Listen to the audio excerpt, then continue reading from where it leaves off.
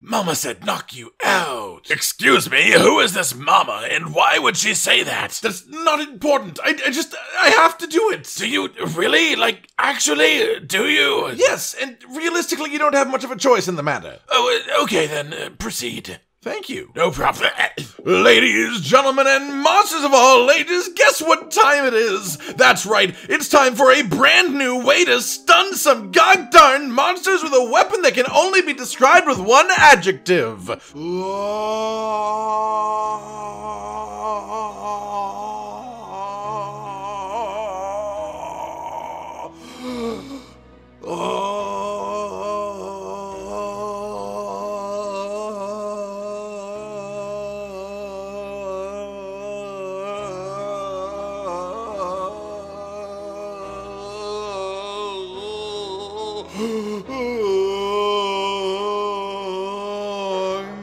Long. Throughout the ages, back to the very first weeks of Iceborne, I had myself a dream. A dream hoisted up by a silly idea. Could you realistically stun monsters with the Longsword? Originally, it was held up by Barioth 2 set Punishing Draw for extra damage and stun on your draw attacks, as well as Diablo's 3 set Slugger's Secret to let you get plus 60% stun damage. Then, as the months passed, the builds evolved. First with Safi Jiva allowing us to get Punishing Draw with Frostcraft from Velkhana for 10 to 30% bonus damage depending on how many attacks you have done since last sheathing, and then most recently with the addition of Frostfang Barioth to the game, we had a significant change once more, one that turned the gimmick of the build on its heel and turned it into a significantly more reputable and possible build. And in fact, the base idea of the build being Punishing Draw, only now needing one piece of armor to make it function, made it a part of the meta for longswords everywhere, based on damage alone. Regardless of the stun effect they also gained, longswords do draw attacks, so why not have this free skill? The only difference was the more draw-based Frostcraft version of the build also fit in Weakness Exploit, meaning that through careful and intimately planned weaving of special sheathing and special sheath attacks within your combo, you could have a near infinite supply of Frostcraft-affected spirit combos bolstered by the similar affinity to the non-craft build, creating an interesting second playstyle option that functioned exactly as well, if not better, depending on how good your timing is with the EI counter specifically, as that is the main notch that this build has had in its belt. One of the strongest versions of this counter that the longsword can possibly muster, and all behind the power of a weapon that has gained the ability to stun on hits to the head. On some monsters, you can hit their weakest part while countering every attack, but on others, well, the damage bonus to your spirit combo is quite welcome. Of course, what this means is that this build is just genuinely extremely strong. To put it simply, if you are good with the EI counter, this is the slightly comfier version of the strongest build you could possibly have to kill a monster. And if you are at least good at weaving these special sheaths in enough to power up your spirit combo hits with Frostcraft, it's still comparable to the recent Fatalis damage builds for Longsword. Essentially, you trade a bit of comfort skills and safety for the responsibility of managing Frostcraft. But in return, you gain a good chunk of damage in general, but most notably on your draw attacks, and more specifically for your EI counter, which again is just absolutely bonkers in this build. So, are you ready to see the build itself? Well, okay, well, but we start right off here with the weapon itself, and of course, for maximum raw attack damage, we will be going for the Fatalis Longsword, as even with its negative 20% base affinity, it has just so much raw on it that it can't be beat, even by most elemental weapons under most contexts. The exception to that is a slightly different version of this build that I will also show you that is excellent against any monster, specifically weak to ice, who you can get some decent EI counters off on. That's very specific. But back to the main build, the Augments are health, regen, affinity, and 1 and 2 element because that just happens to be what fits. And then the armor set, as you might imagine, consists of 4 pieces of Velkhana Gamma and 1 piece of Frostfang Barioth. And given that one of the Velkhana pieces gives you 3 ranks of focus, which we don't actually need, the actual armor set basically makes itself, leaving only the jewel slots for us to piece together. And as a whole, the set comes with 7 critical eye for 40% affinity, combined with the 10% from the augment puts us back at 20% positive affinity, 6 ice attack just as a byproduct of the build that we don't really use, 5 agitator for 10% affinity as well as a chunk of attack against an enraged monster up to 30% affinity now, 3 health boost as some monsters will simply one-shot you otherwise, 3 recovery up that just comes with the build build, but also works fantastically with health regen augment, 3 critical boost which combines with our high affinity to just turn into pure damage, 3 weakness exploit for 35% affinity on a weak part, up to 50% on a tenderized part, for 80% affinity against a tenderized monster part now, then 3 critical draw which comes on the build. We sort of built around this anyways, so all this does is ensure that every draw attack you do will be a crit, which is part of what empowers your EI counter. It will never not be a crit.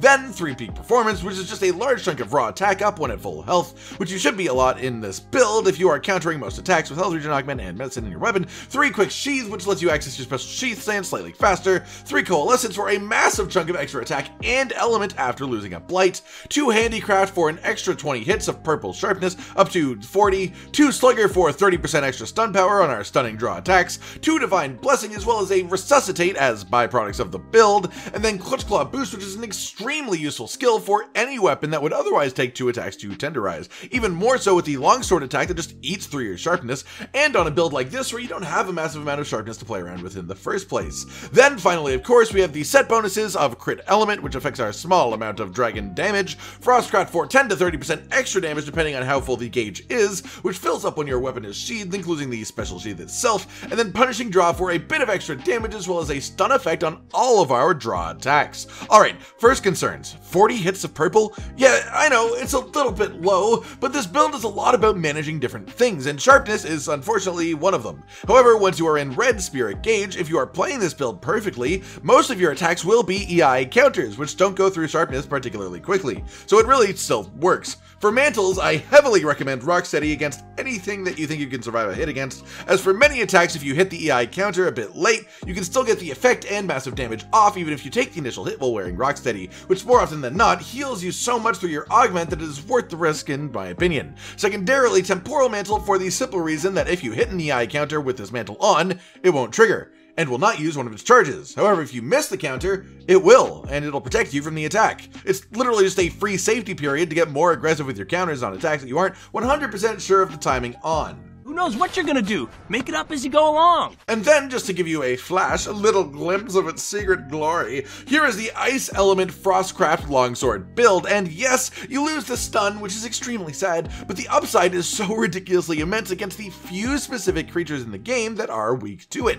Basically, we accept the innate ice attack up that comes with Velkhana Gamma armor, use a Safi weapon to stick that together with 2 pieces of Fatalis armor, and then what you get yourself is a build with 95% affinity on a non-tenderized part of the monster, Sans crit draw, with a ridiculous amount of raw attack, still quite a bit short of the raw version of the build, but then combined with some crazy powerful ice element for a uniquely strong build against a couple of targets in the game. As for the specific playstyle of the build, it has changed and evolved a bit over time, but these days it really resembles regular longsword gameplay a lot more. Level up your spirit gauge with spirit combos or foresight/parries, stay in red gauge as much as possible, use EI counter when applicable, and the main differences are firstly that you don't usually want to use the Helmbreaker attack like at all, as while it's still alright with the build, it will still often crit and will take advantage of Frostcraft. It's just a far less efficient use of your red gauge and your sharpness the way that this build is set up. In fact, you actually do more damage by just doing the EI counter and not countering an attack, like doing it on a downed monster, spending the gauge as you would to do a Helmbreaker anyways, but with an attack that gets the full 30% damage bonus of Frostcraft at full power of the attack. The second major change in your gameplay is that in order to keep your offensive power at its maximum, you have to weave a special sheath attack into your combos whenever your Frostcraft gauge is running low, which is every few hits. You can break out of the sheath with the EI slash, which is now a powerful stunning tool when you hit the head, or with the EI counter itself, which is still perfectly viable to use when you aren't at red spirit gauge yet, if you are certain that your timing is correct, as it doesn't eat the bar when you do it right. That's it. It's not that complex, it just requires a little bit more micromanagement than Longsword normally does. And the result is something with an incredibly high skill ceiling that is also quite capable of stunning monsters. Good God, I love where Iceborne has gone. Alright everyone, I've been Cotton Dinosaur, and this has been the resurgence of the Slug Punis Craft build, and its little old elemental friend good against specifically ice weak monsters. Do you like this build? Are you looking forward to my Clutch Claw Heavy Bowgun build guide coming soon to a YouTube near you? Like if you like the video, subscribe and hit the notification bell for more, and most importantly, ladies and gentlemen, until next time, stay sweet. This is the brand new outro to tell you all the things that you do that we love. So let's start with something simple and say, oh, we love your eyes. When they're watching us play video games, when we make a bunch of jokes that are kinda lame, or when they gaze upon our failures as we try to kill the monsters, or important news about the Kingdom Animalia. Rage, Continent, Hollow, we're all here talking about the things you want to hear. So if you want to be the first to hear, like and subscribe and the bell and we'll cheer. Some of you are patrons, even though we are all the noobs and you're the pros. There's nothing we can do to thank you. No, really, there's nothing we could possibly do. Goodbye.